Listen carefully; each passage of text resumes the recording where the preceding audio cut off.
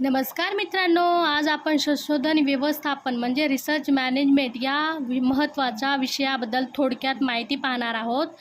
संशोधन व्यवस्थापन म्हणजे काय, संशोधनाचे नियोजन, काय तत्त्वे, आयोजन, मार्गदर्शन, त्याचे फायदे, त्याचे मूल्यमापन करण्याची प्रक्रिया म्हणजे संशोधन व्यवस्थापन होय.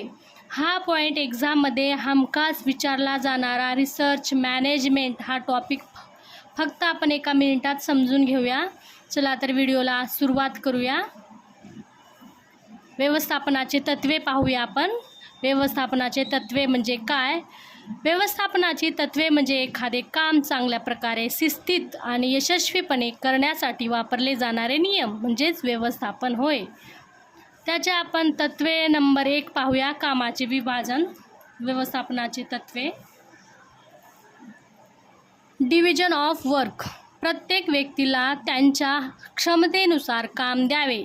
उदाहरणार्थ वार्डमध्ये स्टाफ, नर्स, सिस्टर आणि डॉक्टर याचे काम वेगवेगळे असतात. त्यांचे काम त्यांचं ते करतात वेगळे वेगळे. नंबर 2 पाहूया आपण. अधिकार व जबाबदारी. Authority and responsibility.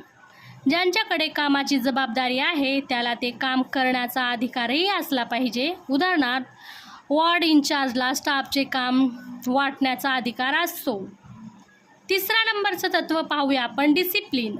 सर्वांनी नियम पाळणे आणि वेळेवर काम करणे. उदाहरणार्थ ड्युटीला वेळेवर येणे. 4 नंबरचं पाहूया आपण तत्त्वे. आदेशाचे ऐक्य म्हणजे युनिट ऑफ कमांड. एका व्यक्तीला फक्त एकच वरिष्ठाकडून आदेश मिळावेत. म्हणजे एकच व्यक्तीने आदेश द्यायचं, नाहीतर 2-4 व्यक्तीने जर आदेश दिला तर काम करणारी व्यक्ती पण गोंधळून जाईल. त्याच्यामुळे त्याचा 5वा नंबर पाहूया. दिशेचे ऐक्य म्हणजे युनिट ऑफ डायरेक्शन. एकच उद्दिष्टासाठी सर्वांना एकच योजनेनुसार काम करावे. म्हणजे रुग्णालयातील सर्व कर्मचारी रुग्णाची सेवा सुधारण्यासाठी काम करतात. आपण पुढचं पाहूया पॉईंट.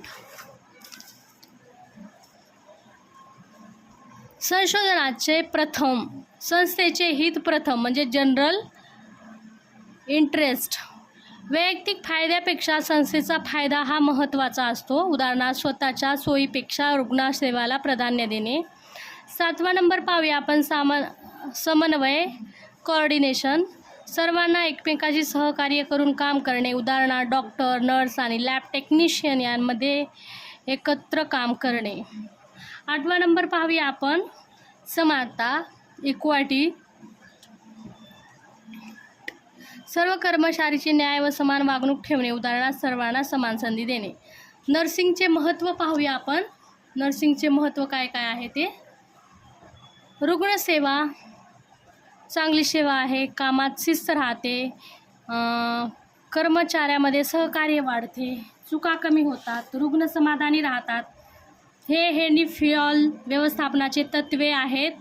14 तत्त्वे आहेत. व्यवस्थापनाचे पावले म्हणजे समस्या निवडणे, उद्दिष्ट ठरवणे, माहिती संकलन करणे, माहितीचे विश्लेषण करणे, निष्कर्ष काढणे, अहवाल तयार करणे.